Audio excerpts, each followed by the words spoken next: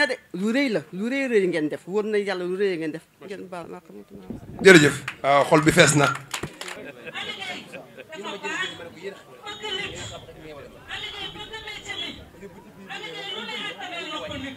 seen tur bi amul fu mu yeggul poste de santé boo taxaw boo ne Amy Gueye wala Khady Ndaw rek xam nañ leen lu ko waral parce que ñoom seen dund lépp ci santé lañ ko def. foo nekk 18 ans ba am fa presque juróom fukki at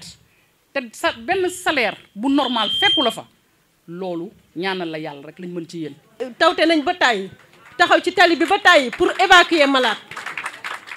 ndax bu leen fàtte ne ba ma fiy ñëw boobu ambulance amu fi. bu ñu amaan malade bu ñu war a évacuer ñun ñooy taxaw ci kii miinu ma fi wan waaye ñoom ñi ñoo ma daan jàppale kër diw da am na oto woote fa kër diw am na oto woote fa ba fexe bañ évacuer malade boobu bu dee liir la ñu taxaw ak moom ci tali bi di arrêté oto ba bañee am oto dugal ko ci kon ñi ku leen wax jaajëf rek mérito nañ ko. Chers récipiendaires, Amy Gueye et Khady Ndaw, certes la retraite vous soustrait des activités du poste de santé, mais votre beau palmarès restera gravé à jamais dans les annales sanitaires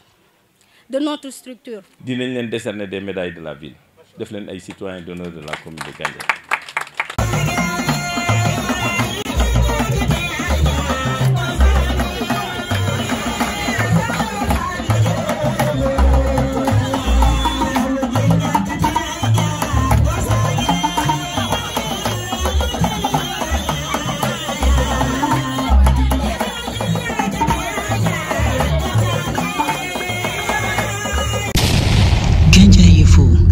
De Gandiaye et du Sine Saloum. Gandiaye Info, la chaîne qui vous offre le meilleur de l'actualité nationale et internationale. Société, santé, éducation, agriculture, culture, religion, politique, sport et autres. Gandiaye Info, c'est tout simplement le monde en vidéo et en image.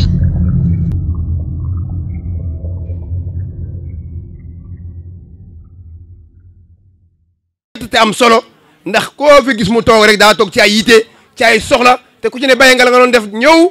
jëmal bés bi waaye jëmmal waaye mbaa sargal jëm yooyu ma tudd léegi muy suñu yaay Khady Ndaw ak suñu yaay Amy Gueye yal na yàlla taxawu leen te fay leen yal na retraite bii ñuy dem nii yal na doon retraite bu bari bu ànd ak xiwal ak barke ak gudd fan ak wér fépp boo xam ne taxaw nañu askan bi yàlla mi nga xam moo mën a fay yàlla boole fay leen ñoom ñëpp ak ñi nga xam ne sax ñu ngi ci activité te demaguñ kon Abdoulaye sans plus tarder dañuy jox kaddu gi. balaa ngay mën a góorgóorlu ci sa bopp day fekk nga am wërgu yaram balaa ngay mën a def lenn ba sa xel di dal day fekk nga am wërgu yaram donc tey bu ñu dajee fii ci fi nga xamee ne bu ñu wax wërgu yaram ñoom mosuñ des ginnaaw dëmb tey doog a ñëw donc mënuñ def lu jaajëfal leen jaajëfal ñi nga xam ne ñoo bàyyi seen yite ak seen lépp pour ñëw fekk si bés bii ci kaw loolee naan balaa ñuy tàmbale rek dañuy jox suñu imam Ndiaye bu ko defee mu sànni ñaan bu sànni ñaan bu ko defee li nga xamee ne moo ñu fi tax a dajale ñu daal di ko tàmbale. billahi min asheytaani rajim bismillahi rahmaani rahim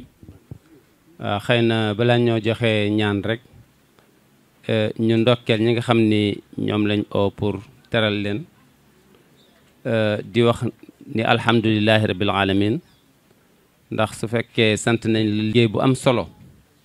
muy wàllu wér-gu-yaram nga xam ni bokk na ci islam njëkk a joxoñ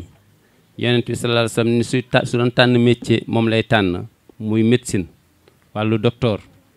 su fekkee yow choisir nga ko di xettali doomu aadama yi ba ñu ni la nag kaay noppalu teral la kooku sant yàlla la loolu lu kenn amul payam kon ñu ngi leen di ndokkeel di wax alhamdulilahi rabbil alamin di leen ñaanal yàlla ni leen yàlla sàmme ba ngeen demee ba retraite yàlla na leen ko yàlla sàmme ngeen dundaat lu ëpp li ngeen dund ñaari yoon wala ñetti yoon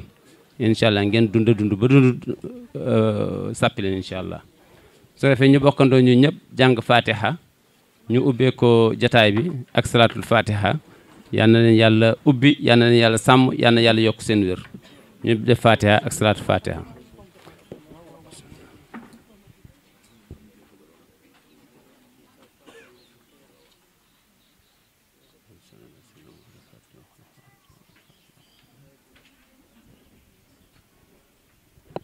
waaw su ko defee ku demee ni kii Moussa Ndiaye ak ñeneen ñi nga xam ne xam nañ leen ñu liggéeyoon fi ñu ñaanal leen yàlla ci occasion bi yal na leen yàlla yërëm yal na leen yàlla jéggal ñu defal leen Fatiha ak ñetti xulwa ak salaat Fatiha.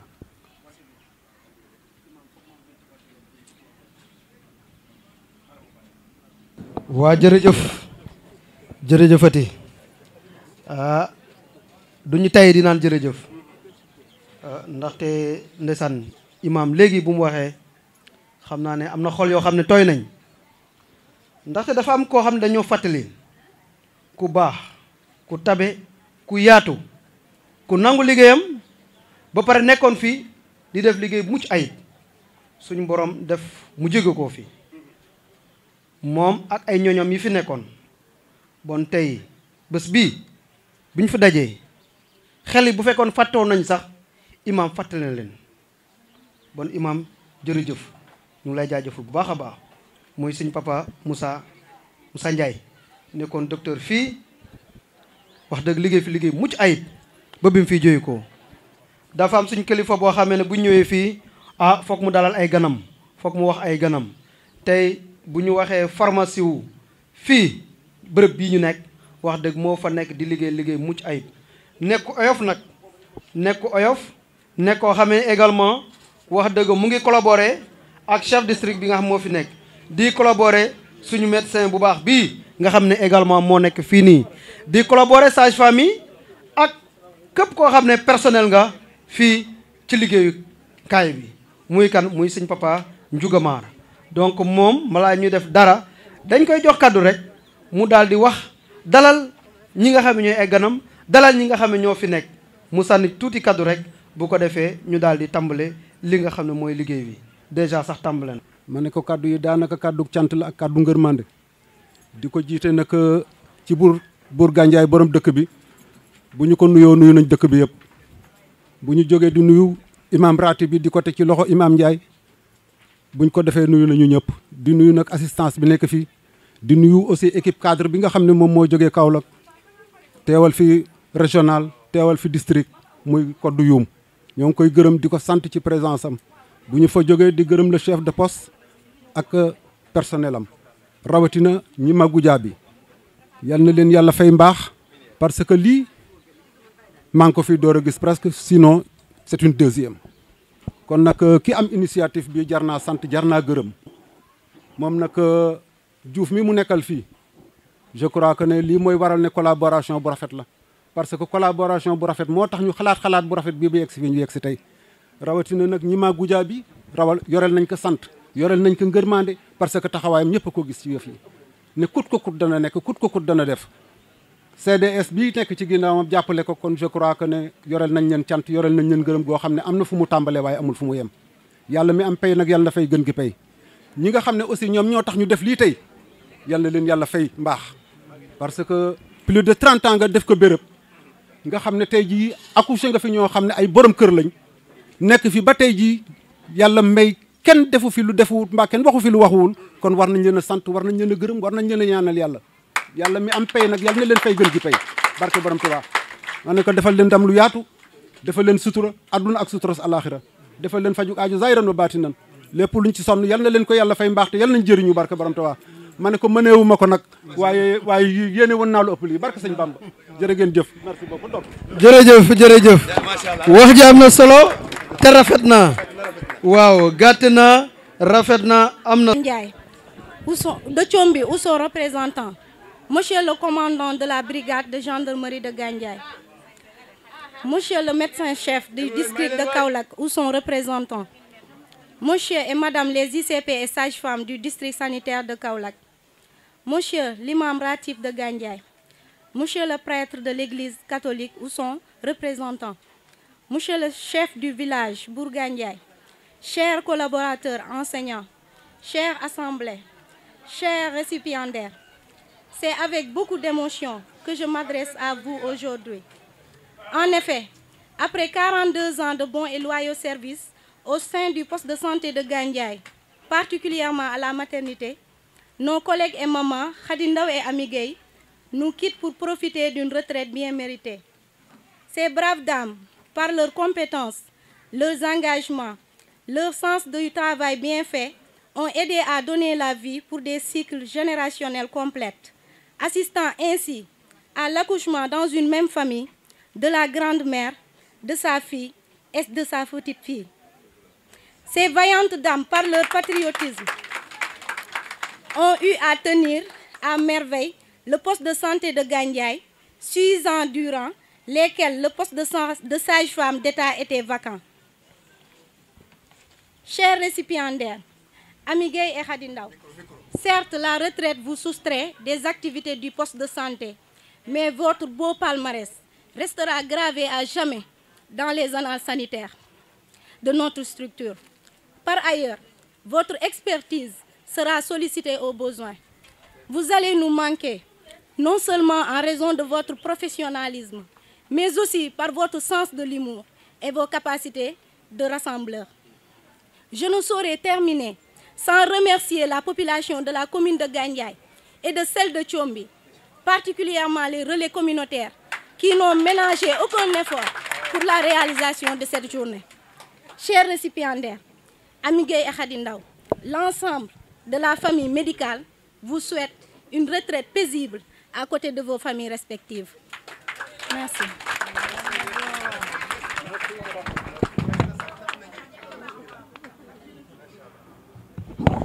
waaw dégg ngeen ko nu mu ko waxee am na solo lool moom nag suñ soxna ñima bi nee na du bàyyi suñu yaay yi nga xamee ne dañ fee liggéey bu mucc ayib ci kaw loolee saa su ne buñ demee ba jaaxle ba jàqate mbaa ñu soxla leen dañ leen di woo ñu ñëwaat wane seen mën-mën wane seen Pastef ca na nga xam nañ ko doon defee dëmb barke dëmb. ñu xamal leen ne le 25 avril 1978 ci lañ inauguré poste de santé bi ñoom ñii ñoom taa Khady ñoom ñoo ko indi maternité ñoom ñoo ko inauguré 1978 le 25 avril loolu yàgg na kon boobu suma genre gi boobu juddu wuñ ñu toog ba judd ba muñ fi am ay soxna am fi ay doom ñoom ñi rendre service population bi ak askan wi ba am bés bii kon loolu yàgg na te lu yàgg dëgg la surtout boo ko tegee ci dëgg nag kon yaa Khady jërë ngeen jëf yaa Ami jërë ngeen jëf kon Abdoulaye dañuy xamalaat gars yi rek naaj bi tàng na bâche bi tàng na ñiy jël kaddu gi rek xam naa ne mënut a gaaw waaye rek mun nañu koo def comme ni ñu ko defee rek gàtt saf rek bu ko defee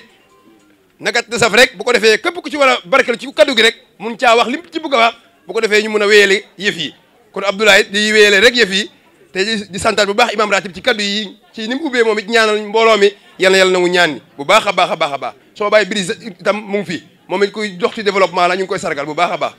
bismillah ki nga xam mooy kilifa gi comme que ñëw na dañ koy bàyyi mu addu ay kaddu ki représente kilifa gi mooy kan mooy madame Kodou moo nekk la représentante du médecin chef du district de Kaolack nekkoon koo xamee ne moom itam dafay liggéey bu mucc ayib ça je peux le témoigner te xam naa ne itam loolu kenn ku ne ci yéen mun na koo témoigner nekk ku oyof ku baax ku laabiir ku mën a déglu doomi aadama parce que li am solo mooy que nit di wax nga déglu ko nekk na koo xamee ne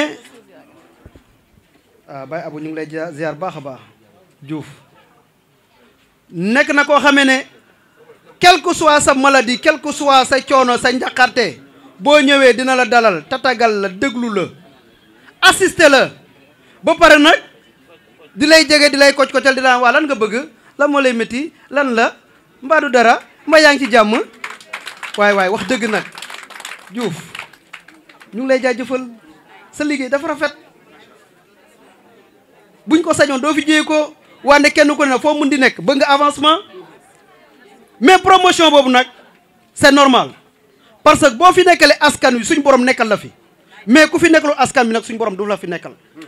parce que suñ borom moo ne karab daa bani aadama suñ borom ba mu gërëmee doomi aadama bëgg doomi aadama jël doomi aadama taf ko ci boppam yow mii nga xamee ne yaa fi nekkoon nekk ci couche bi nga xamee ne moo gën a sensible à savoir la santé nga ciy béy say waar di ciy jëf-jëf joo xam ne jëf ju mucc ayib ba tey jii wax dëgg boo amee promotion dañ naan gàcce nga la ma te yemagul foofu da ngay dem ci kaw ci kanam ñu jox ko rek mu addu tuuti kaddu ñu jox ko rek mu waa dëgg ko de suñu yaay ne nañ zéro faute yéen a ko wax jeex na suturaal am lañ la njukkal yaa ñu sagal yaa ñu sutural am nañu sa njukkal docteur dafay leer xoolam ba day laab ay waay li ñu bëgg ci docteur Diouf lépp matal nga ko yow way wëndeelu na ay waay ku bëgg docteur kuy soppay suñu docteur li ñu lay ñaanal yow docteur Diouf ca kanam ñu ngi lay ñaanal yow docteur Diouf ca kanam ku bëgg docteur ka nga teral bala may sa kuy bëgg docteur nañu teral bala may sa waa hôpital yi waa ngi leen nuyooy bala may sa ay waay sama yaay ji bébé Koddu maa ngi lay bëggee di la teral di la woy nan lay la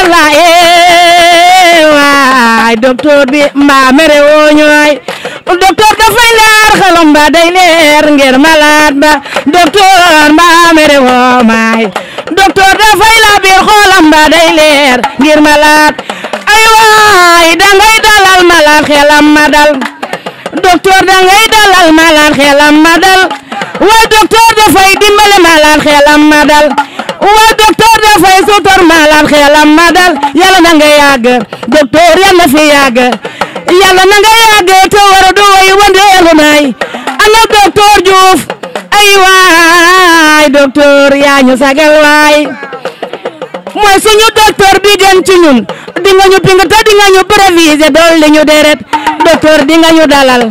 yow di nga dalal suñu xel yi yaay suñu xarit docteur da ngay dalal suñu xel yi yaay suñu xarit mama Koddu yoom sama yaay maa ngi lay nuyu waay ana ñu ma sama doom ji dinaa ko nuyu ana ñu ma sama doom ji dinaa ko nuyu mama Koddu suñu yaay way wandeelu na mama Koddu suñu yaay ji way wandeelu na ana madame Diouf yow kenn du yow ci ñun ana madame Diouf yow kenn du yow ci ñun am nga yar am nga ay teggin am nga sutura ba mu jeex kenn du yow ci ñun ay waay yaa sagal jeegi Gandiaye kenn du yow ci ñun waa Kaolack nangu nañu laal ñen metti nañu waaye promo mënta ñàkk lii la yàlla dogal ci yow ay waay yal na barkeel woy wandeelu na yal na barkeel woy wandeelu na indi nag la nga defoon na ca gën yàlla noppi na waaye mama Koddu dañoo sutural kii dañoo sagal.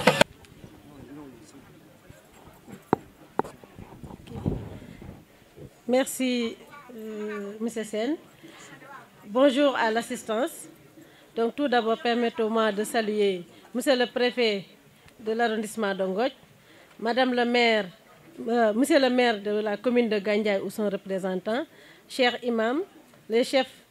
de coutumiers pour Gandiaye, les chefs de quartier, les notables, les ICP et les sages-femmes, les agents de santé communautaire que sont nos matrones, nos ASC, nos Madjanogor et nos relais communautaires. Nous saluons également la présence de toute la population de Gandiaye ici, assise, pour assister à cette cérémonie bien méritée de nos braves dames, comme Nima vient de le dire. Au nom du médecin-chef du district sanitaire de Kaolack, je viens témoigner devant tout le monde de l'engagement de ces braves dames que sont Madame Khadindaw et Madame Amy Gueye,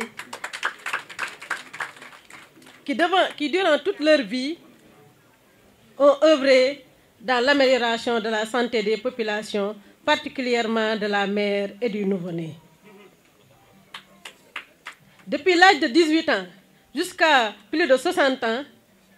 ils n'ont ménagé aucun effort pour l'amélioration de la santé des populations de Gandiaye. Qu'il pleuve et qu'il vente, elles sont toujours là pour assister la population, que Dieu leur rétribue les bonnes actions qu'elles ont eu à faire. Ainsi, cette cérémonie qui est organisée à leur nom, elles l'ont bien méritée. Mais la reconnaissance du bon Dieu est la meilleure et que le bon Dieu reconnaisse leurs actes bien faits. De ce fait, l'ensemble du personnel sanitaire du district de Kaolack leur dit merci pour leur engagement et pour leur engagement pour le bien-être des populations de la commune de Gandiaye.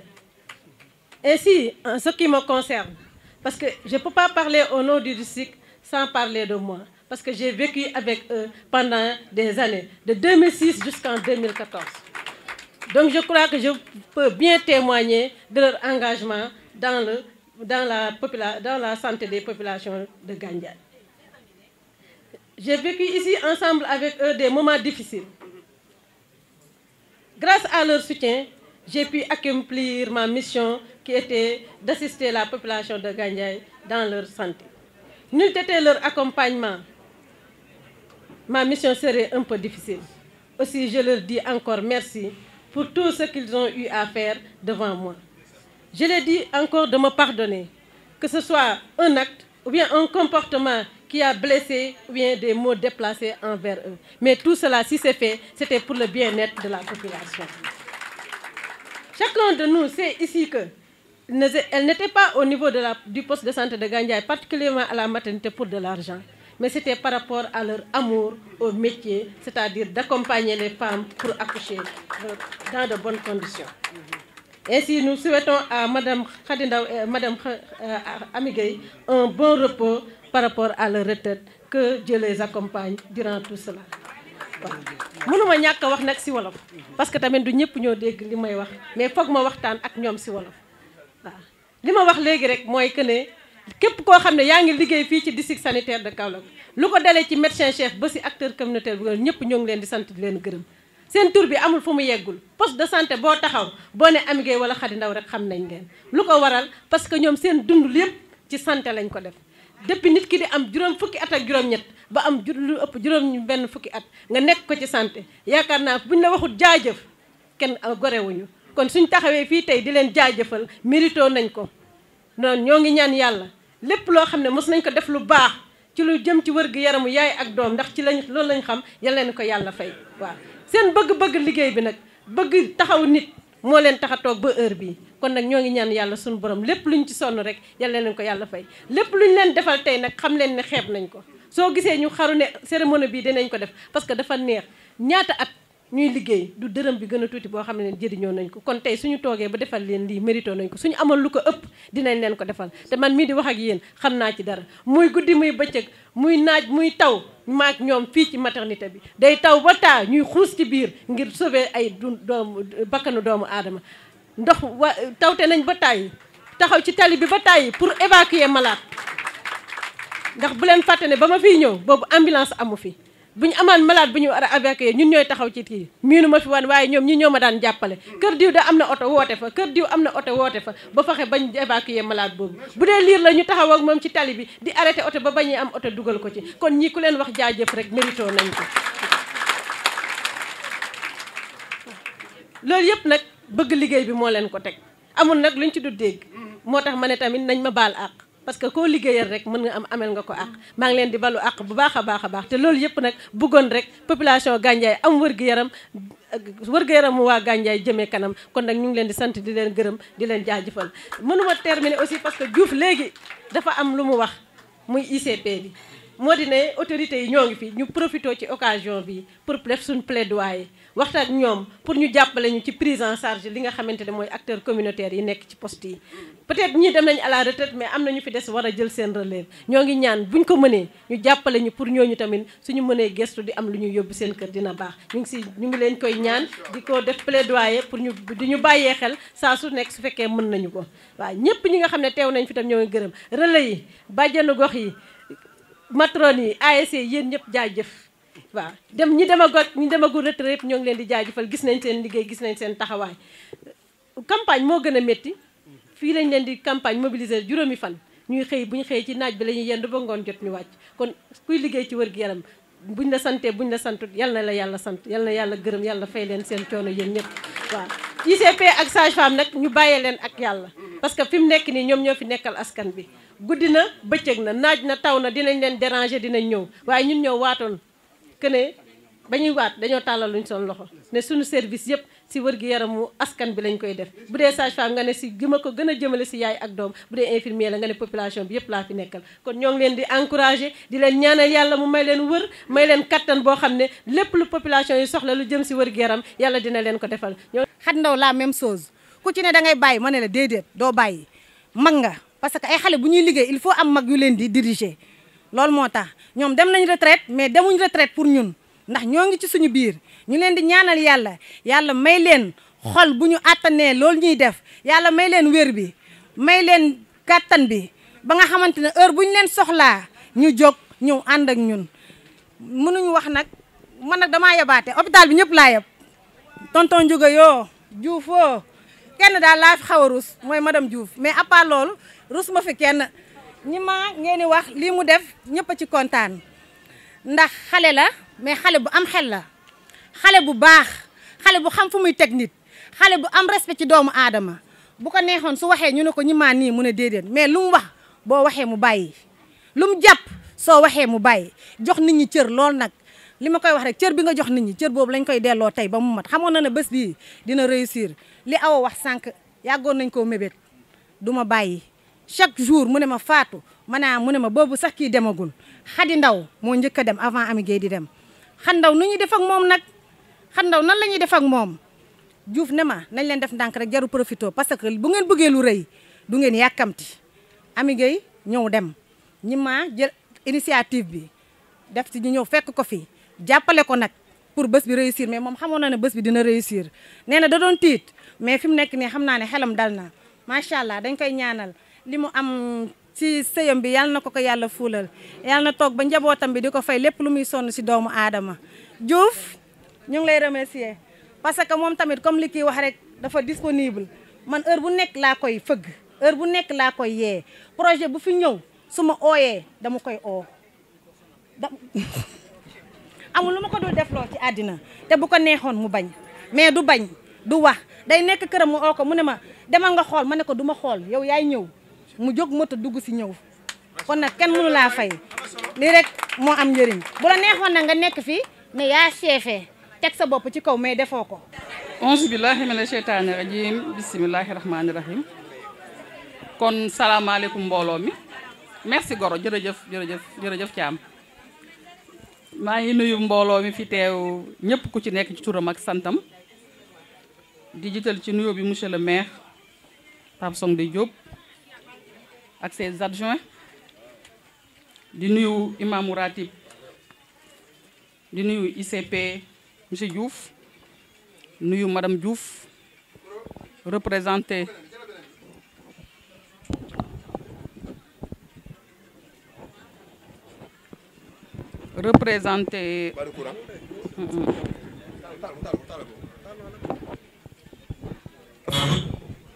di nuyu madame Diouf représenté boppam waaye représenté aussi le médecin chef de district di nuyu nag tout le personnel du poste de santé di nuyu les relais communautaires mënuma leen a fàtte nuyu les récipiendaires muy taa Ami Gueye ak taa Xadi Ndaw nuyu nag toute la population de Gandiaye di commencer d'abord par féliciter le personnel ñi nga xam ne ñoo nekk ci poste de santé bi ndax lii nag su amee gannaaw yàlla ñoom la ci seen njiit madame Mbodj la sage-femme en chef bi fi nekk vraiment ñun lii mébétoon nañ ko muy ñun CDS ba waxtaan ci ak le maire waaye madame Mbodj daf ñu ëpp pas-pas macha allah taxaw ci ba mu am kon madame Mbodj ñu ngi lay féliciter yaa personnel bi nga àndale yépp nag gis naa ni ngeen ci sonne nelawoo tu leen lekk tu leen naana tu leen pour que journée bi mun a réussir maa ngi leen di ñaanal yàlla yal na leen yàlla fay seen xol di ñëw nag ci récipiendaires yi yaakaar naa lu ma wax ci ñoom day nekk waxaat ndax li ñu dund ak ñoom population Gandiaye yépp ñoo ko dund ak ñoom ñuy suñu yaay niñ ko waxee am fu ñu jaar ak suñuy yaay macha allah jaar fa ak ñun jaar fa ak suñuy doom kon ñu ngi leen di ñaanal yéen itam retraite bii nga xam ne jël ngeen ko ngeen def ko ci jàmm ak salaam dund lu yàgg gunge nag xale yi fi nekk ndax soxla nañ leen ndax ay xale lañ am na ñuy soog a door am na ñu yàgg mais expérience bi ngeen am ñoom amaguñu ko kon ñu ngi leen di ñaan ngeen gunge leen bu baax a baax a baax ci liggéey bii nga xam ne ñu ngi ko fii def fii ci poste de santé bi Ablaye su ma fa jógee damay remercier l'ICP muy Diouf ndax nag ni ma ko waxee liggéey bi mun naa jafe ndax poste de santé bi nag bu ñu waxantee dëgg maa ngi nuyu le président sortant Pierre Ndiaye ndax ñoom ñoo fi nekkoon liggéey fi liggéey bu rafet pare jox ñu ñun ñu fekk nag poste de santé bi mu nekk ci ay difficultés yu métti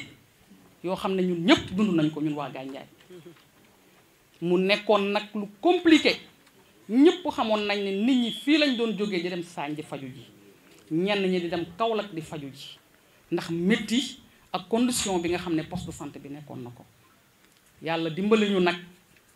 ñun ñu ñëw ak suñu maire ndax damay fàttali ne comité bii nga xam ne ñun ñoo ko yor maire moo ko jiite mu métti lool ci ñun damay def témoignage nag ci moom ndax nag bu lëg lekkee alum na ko gërëmee cooy suñ fi ñëwoon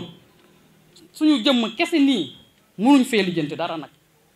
waaye yàlla moo ñu dimbali boole ñu ak maire jàppale ñu nag li may wax ICP mun na ko témoigner parce que lu ci nekk rek maa ngi moom ñoo ko dox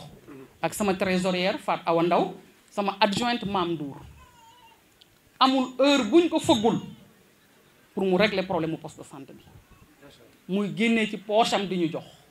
ndax booba jaaxle nañ affaire bi metti na xamuñu fuñ jëm yenu nañ ko xamuñ fuñ jëm ak moom bu méttee ba metti rek ma ne Diouf nañ dem seeti maire fekk nañ ko këram fekk nañ ko bureau am génne na ci poche am jox ñu génne na ci saakam jox ñu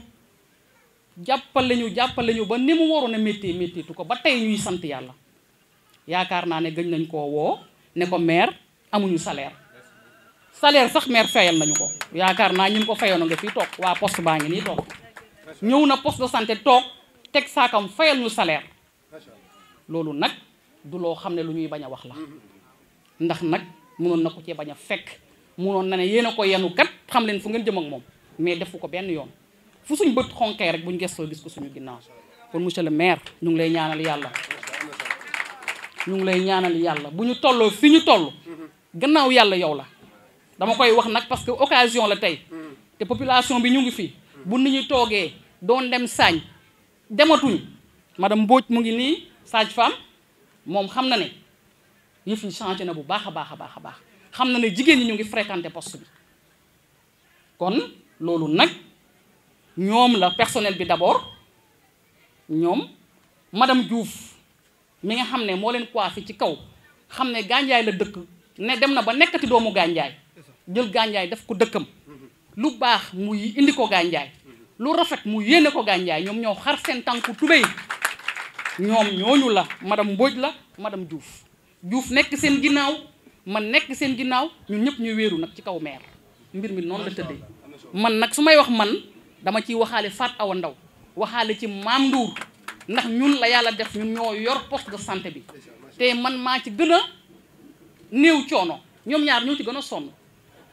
ñoom ñaar ñooñu liñ ciy daj man duma ko ci daj kon nag bés bu amee santé am bés dama ko ciy wax ba waa Gandiaye xam li ñuy def lan la fii ñu nekk ba ñu sonnee la maire njëkk a yëkkati fii jox ñu ko dégg ci nag lu ne kuy xool réseaux sociaux yi rek xam nga ne maire fii mu ñu jox wax nañ ko ci lu ne nag mu gumba rek tëxlu ndax xam na ne la santé avant tout xam na ne santé muy priorité doomu aadama daf ko teel a comprendre mu jël risque yëpp nañu toog leen tant que centre de santé ba parewul ngeen toxu duma leen delloo ji fële mukk ndax fii nag moo gën fële te fii waa Gandiaye ko moom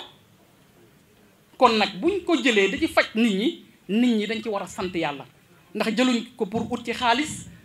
jëluñ ko pour ut ci tur ni rien daf ñu ko jox pour que waa Gandiaye mun di ñëw di faju ci seen yem ci seen dëkk di fi fajoo loolu nag kon dama jàpp ne ñëpp ko waroon rafetlu waaye nag yàlla mooy bindee noonu ñëpp mënuñu bokk xalaat ñëpp mënuñu bokk xel mais yaakaar naa ñu bëri léegi comprendre nañ ci loolu ñun amatuñ poste de santé dama koy wax mu leer ñun centre de santé lañu am waaw centre de santé lañu am li tax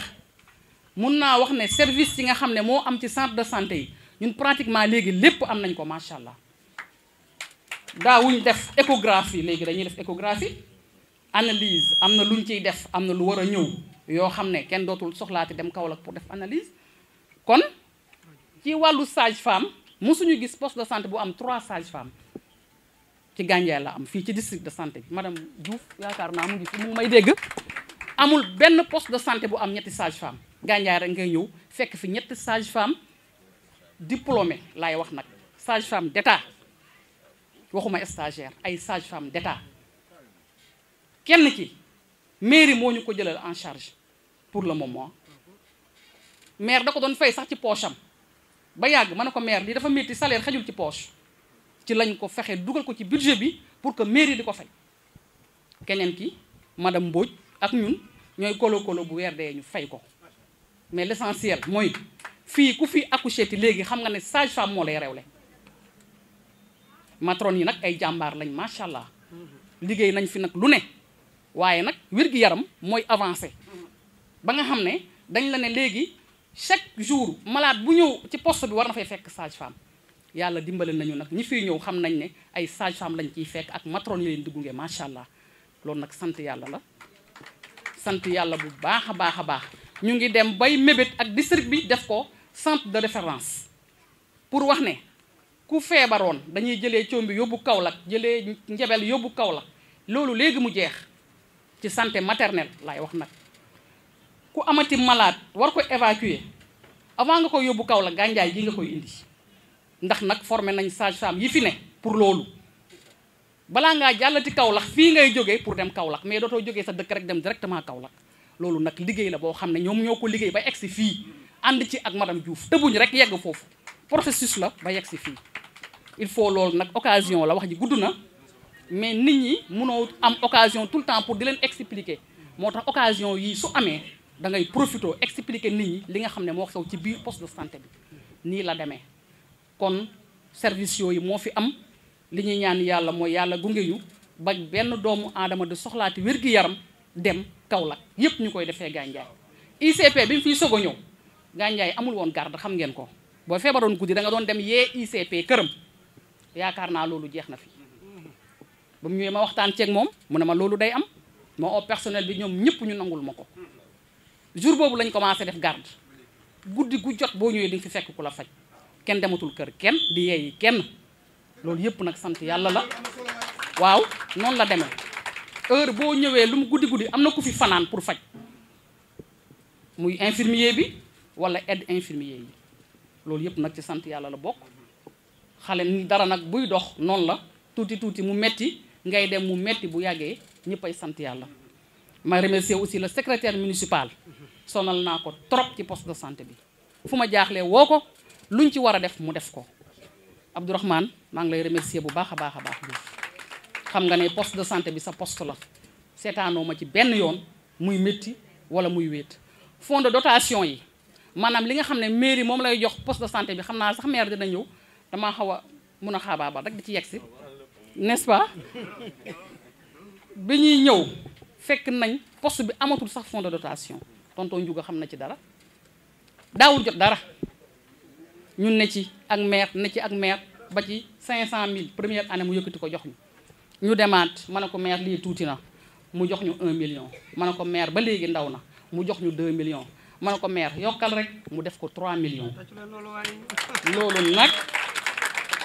loolu nag fii la xewee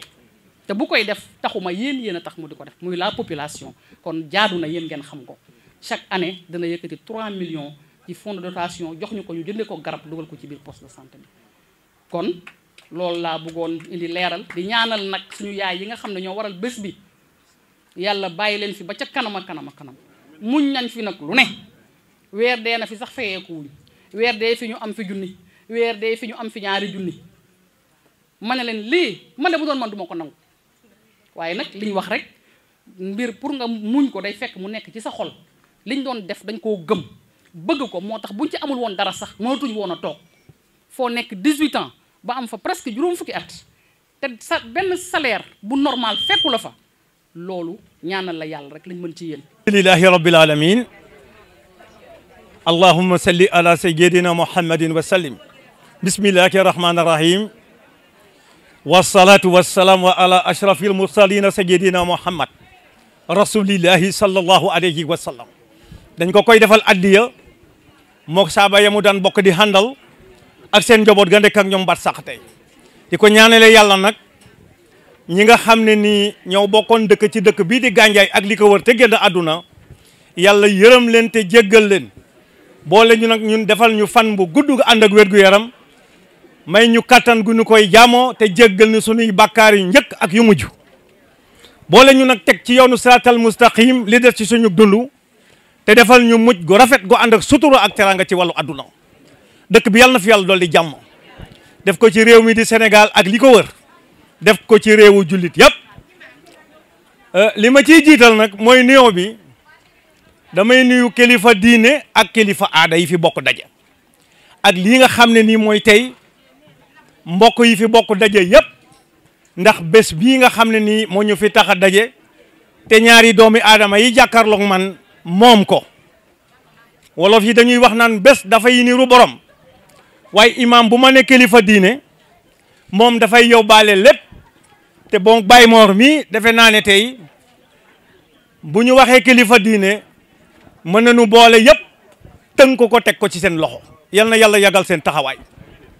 bu ñu nee kilifa aada nag jëmm ji nekk sama càmmoñ moo tax ñuy wax muy monsieur le maire de la commune de Gandiaye mbokk nag dafa am waaye la ca dàq nag mooy nga bokkoo ko di gërëm ñaar ñii nga xam ne ñoo bokk daje muy Ami Gueye mii ak Khady Ndaw ñaar laa ciy jox comme misaal moo tax bés bi dama ci am ñaari fànn ki ñu koy defal tudd Ami Gueye maag moom ma bokk bàyyi Kàbb Gueye baayam ba ma Batoor Njaay baayu yaayu Ibrahima Mbodj sama wayjur di yónni ca moom ma di ko jëlee li ñawal ci kër Nasib booba xale bu ndaw la ñu bokkoon lépp nag ma daan jóge fii di xëy di dem di ko seeti fële nga xam ne nii fa la góor gi dëkkoon nga xam ne ngoon dama daan jóg dem fële ca toobeen fekki ko fa bu ma daan ñibbi si ndeysaan dama may gunge bañ yegg si daaru moom maam Kàbb Gueye mu bàyyi ma ñibbi kon nag boo xewlee tey dañu koy sante yàlla tey ñaan yokkuteem di ko ñaanal yàlla nag teraangay tàggutoo jii ñu koy defal tey nga xam ne moom la tubaab di wax pot de départ yal na yàlla suñu borom bi mu jig la yaag ñi nga xam ne yéen a ko bokkoon démb ak barki démb Khady ma ñëw ci yow kii moom xam nga sànq dañuy wax naan tungu ne du teew ñuy nataal man bi ma déggee ñu ne nañu wax ci na Khady dafa am kuy wax ci turu Khady dama jàppoon ne man la maa war a taa wax ci turu Khady kii suma soxna la waaye nag soxna su bu mot soxna la xam nga danaay loolu Maguette yaay sax du ci wax dara parce que Maguette moom kii ndeyam la bokk koog man di ko defal teraanga di ma defal teraanga moo tax Maguette moom xejoo ko xam nga li may falal wax ci aawo yi rek aawo na la jig maam Kumba jarul ngay yëkkati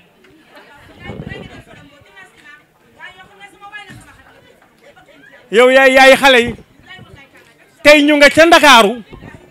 ñu bàyyile ma nag ñilaan doomi Massa Diouf ñoom ñaar Mami Awa ak Yacine yëpp a nga fa waaye ñoom yaay seen ndey biig la ñu may wax ne danoo fexe bëggoon a fexe noo ñëw teewe nanu ko defee woon ca Fat Diop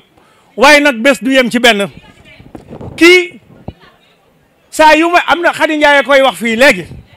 gàmmo kawoon gi nga xam ne mooy gàmmo cosaan gi ma bokk ak moom at mu jot moo may jox mbubu moom lay sol teg ci manto bi dem taxawee ko ca kawoon kii bokkul ci ndaw ku ndaa yi nga xam ne dëkkuñu saaño mbaar xam nga ndaw directrice dañ koy binde NDAO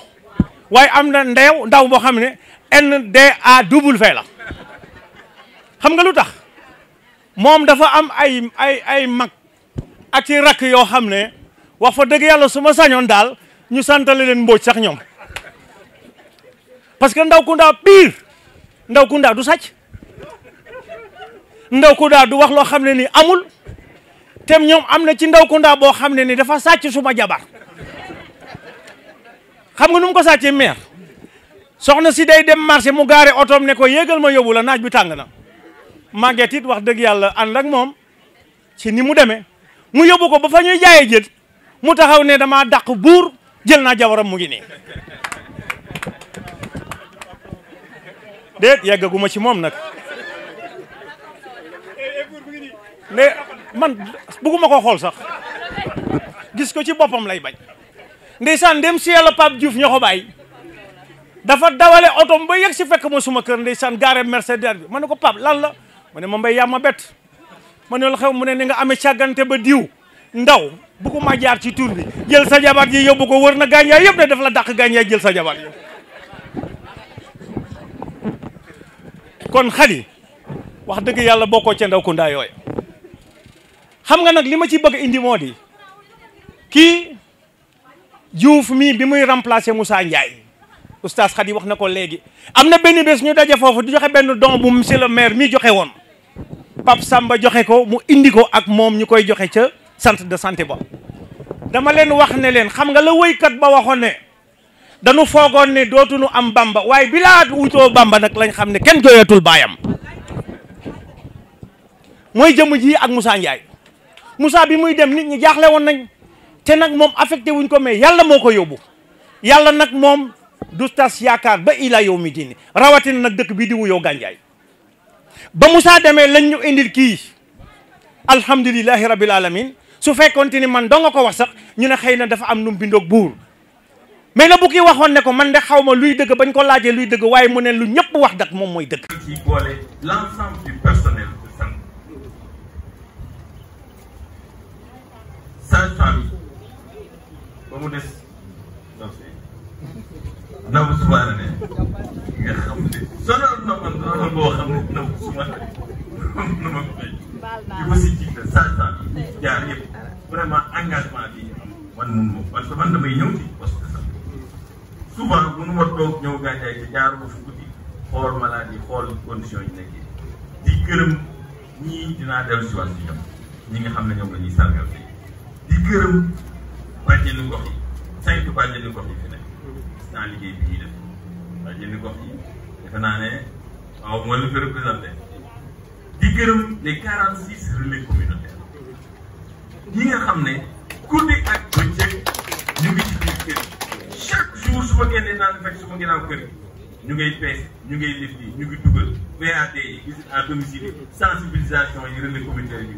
la ñu ak yéene bi ñu am ci yéen yàlla suñu doon yegg di gërëm le personnel communautaire barki démb ñëw naa ànd ak Youssou Bey kii moom dañ koy beral ak taalibeem ku ne la koy wax Youssou ñu ngi lay sant la gërëm convention état employeur boole wuñu leen ci parce que xamuñu woon ban statut lañ am mais na leen wër ne convention état employeur boobu ñu ngi xeex dugal leen ci pour que à chaque fin du mois ngeen am loolu leen yóbbu seen kër yi ak service bi ngeen di rendre à la commune ngeen jàppale ñu ci ñaanoon leneen li ci des mooy ñaar ñi fi taxa daje dinaa yegg si wax si ñoom mais balaa loolu dinaa wax suñu diggante ak la santé ak la politique de santé bi nga xam ne commune bi am na ko initié la pour accompagner évidemment le poste de santé pour aller vers le centre de santé bi ma ñëwee 1993 laa fi njëkk indi ambulance médicale boobu ñi xam nañ ne Gandiaye toog na ci 7 ans yoo xam ne dañ doon arrêté oto yi ci dugal malade li may wax ñi fekke ne ñu indi ambulance médicalisée boo xam ne madame la première dame moo ma ko mayoon keroog boo ma ko ne Gandiaye amul ambulance bu ne ah mën a ko tew ci semaine bu indi ñu ambulance médicalisée mooy li nga xam ne moo pan moo nekk biñ ci jógee jàpp nañ ne boo amul citoyen yi wër mënoo am dëkk bu dox tant bien que mal budget mairie bi amul ni mu demee mais nañ ne chaque année dinañ yokk contribution jëlee ko 500 000 indi ko 3 millions te incha allah dans les budgets à venir di bëgg nañ yegg ba 5 millions parce que bëgguñ dara solo bu ñu joxee aussi poste de santé bi il faut ñu jox mutuelle bi di ko accompagner mutuelle bi évidemment yokk nañ ko on l'a multiplié par 3 tey on est à 1,5 million pour financer pour appuyer mutuelle bi. mutuelle bi aussi ñu ngi leen di sant di leen gërëm si jiital sama jabar bi nga xam ne moo ko yore et te amul pexe moom ak ñoom Pape Ndaw ak ñoom ñëpp vraiment ñëpp ñu ngi góorgóorlu bi ñu si jógee santé bi jëlee ko fa mu nekkoon ndax boo ma ne inondation c'était fétiche ñu indi ko ci centre socio-éducatif man defe naa ne loolu jumuñ ci parce que tey boo ñëwee fi da ngay foog ne lii moo ko taxoon jóg vraiment on a tenu à mettre et le personnel de santé et les soignants et les malades dans de bonnes conditions ndax jàpp nañ ne loolu c'est un pilier pour le développement ñu jógee ci jàpp ci aussi au niveau de la DIEM direction du matériel ñu ngi leen di sant di leen gërëm parce que vraiment matériel bi ñu indi tey jii nii ñeewu kenn keroog ba may wax expression de besoin yi ICP bi moo def expression ma ne ko bindal bi mu ne ma la may bind na bëri ma ne bindal bi ñu joxe laajte mais boobu ba léegi à chaque fois dotation yi day gën ba ci mujj mooy appareil échographie bi fi ñëw bi nga xam ne dina soulager jigéenu gàncax léegi amatoo fenn fooy dem il faut aussi échographie fii nga koy defee donc vraiment avancé li ci topp mooy bi ñu ñëwee on a trouvé que le poste de santé qui était en construction depuis 2007 on s'est battu centre de santé merci beaucoup centre de santé bi on s'est battu ba ñu casser marché boobu ba attribué waat ça va être un centre de santé qui va coûter 901 milliards loolu amul fi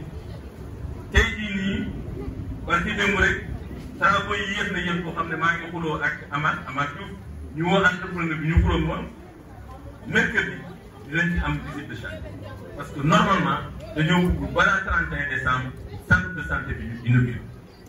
muy loo xam ne duñ mucc ay képp koo xam ne yaa ngi doon dem ci yeneen dëkk yi c'est un centre de santé qui va polariser l'ensemble de l'arrondissement léegi dinañu recevoir madame ñu xam na li mel xam naa nag centre bi ñëwee rek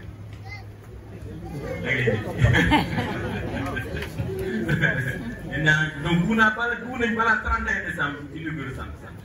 ku fa dem ñu xam ne c'est un véritable investissement lenn rek moo ci nekk bi ñu koy defar diggante bi ñu koy concevoir nag léegi dafa yàgg ba nga xam ne dañoo fàtte bloc opératoire bloc opératoire mën na ñàkk donc on est en train de voir nan lañ mën a amee benn avenant de 300 millions pour def bloc opératoire mais loolu du ñu taxaw du ñu tere taxaw li ñu bëgg mooy au moins 2 services wala 3 services commencé fonctionner 250 millions bu ko amee xanaa jéem balaa 31 décembre peut-être na pare Gandiaye am un centre de santé nekk un centre de santé de référence lii nañu bëgg ci politique de santé bi ci dëkk bi ah bi ñu ko jógee am nañ poste de santé bi macha allah fi mu nekk nii on a rien à envier centre de santé bi bu tax bu paree dina wax mais à la base aussi y a des cases de santé yi nga xam ne dañoo nekkoon en vraiment dañoo xawoon a sorte ba léegi ma maa ngi lay rassurer dans le budget 2022 bëgg nañu reprendre les cases de santé de Pire de Thioubane et de Ndak loolu moom bëgg nañu ko def pour les soins à la base les premiers soins yéen a ma gën a xam ne yow ay docteur ngeen c'est indispensable c'est important donc case de santé Ndak bu Pire ak bu Thioubane dinañ ko reprendre ci budget 2022 li may wax ak xam boo ko amul it na nga fexe def ci jël ci ko parce que yaa ko dox leneen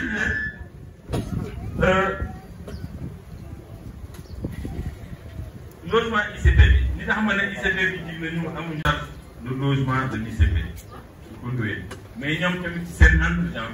am nañu projet ñoom ñoo ma wax indi ma ne ma maire dañoo soxla rek nga bind ne kër gi état moo ko moom ne leen nii parce que dafa am ñu koy tabaxal donc ma ne leen loolu mu ko yàq ñu bind ko incha allah rabi dinañ réfectionné waat sa logement ICP bi ak logement sage-femme bi loolu aussi ay avancé léegi li ñuy wax ci CDS bi macha allah je crois que nag am ngeen appareil échographie sama xaalis bi nga ko tey loolu sama jabar bi fii bi mot na vraiment on voudrait que aussi ku yokk cere yokk ñeent il faut que aussi les relais communautaires ak ñeneen ñi ñu seet naka lañ leen mun a ci améliorer seen traitement ndax mbir mi dafa métti man su ma déggee coow yi am ci dëkk bi yëpp dëkk yi temps yi dama naan am na ñuy wax ñoo xam ne xamuñu personnel de santé bi lii man xam naa parce que je prenais de ma poche di fay ñenn ci li ma leen doon fay fajul leen daal comment nga mën a gisee benn sage-femme wala ñaari sage-femme yoo xam ne dañuy liggéey du lundi au lundi du ñu nelaw ñii yore ay doom ñii yore ay borom kër du ñu lii mais ñooñu ay nit lañu di gis façon nit bu ne malade bi naqari deret malade bi lii malade bi lee ñooñu dañ leen amee te pourtant nag ku leen yàpp boo ñëwee bu ñu ne sumee bu nga sumee kon nag ku mel noonu danga ko war a fonk en tout cas ñu ngi ñaan yàlla lay am feneen yàlla yàlla musal jàmm def fii vraiment ngeen di liggéey dans de bonnes conditions ami yaa xadi lii mënuñu ko ñàkk a def man dañ ma ko waxee dama ne je suis partant ndax dëkk bi ñoo leen yoreel jukkal man yàgg naa ci Gandiaye bi ma fi yàgg te ñun laa mos di fekk ngeen mos di liggéey la première fois bi ma duggee ci poste de santé bi après mettre en santé absenté pendant au moins une quinzaine d'années daanaka dama jooy parce que j'ai vu les conditions difficiles yi ngeen doon liggéey ci laa waxoon madame la présidente mu may ambulance bis boobu laa jël engagement ne lépp loo xam ne mairie bi mun na ko ak lu mu munul dinañ ko jéem pour mun leen satisfaire li ngeen doon def yàlla moo. Au nom du conseil municipal ñu ngi leen di jaajëfal di leen wax ne yàlla na ngeen dund ba doyal ba yéen seen turandoo yi di leen teral seen yaayu turandoo yi di leen teral seen. maa wax ne man Pape Songde seen xaru tabaski ñun ñoo leen ko yeral ñun mairie bi te dinañ leen ko jox. prochaine occasion bu ñu am dinañ leen décerner des médailles de la ville def leen ay citoyens d'honneur de la commune de Gandiaye. ndax yéen ay modèle ngeen am na ay xale yu nekk seen ginnaaw. ak kii ñi ma ak ñoom code ñu mënuñ leen a fay parce que lii ñoo ko initié initiative bu rafet la su leen neexoon duñ ko def ndax am na ñu fi liggéey ba retraité defuñ ko wala am ñu retraité sax seen po emul nii ci ñoom ñu di ko xeeb lii rëy na de lu rëy la lu rëy ngeen def wóor na yàlla lu rëy ngeen def ngeen baal ma jërëjëf waaw xol bi fees na waaw merci beaucoup.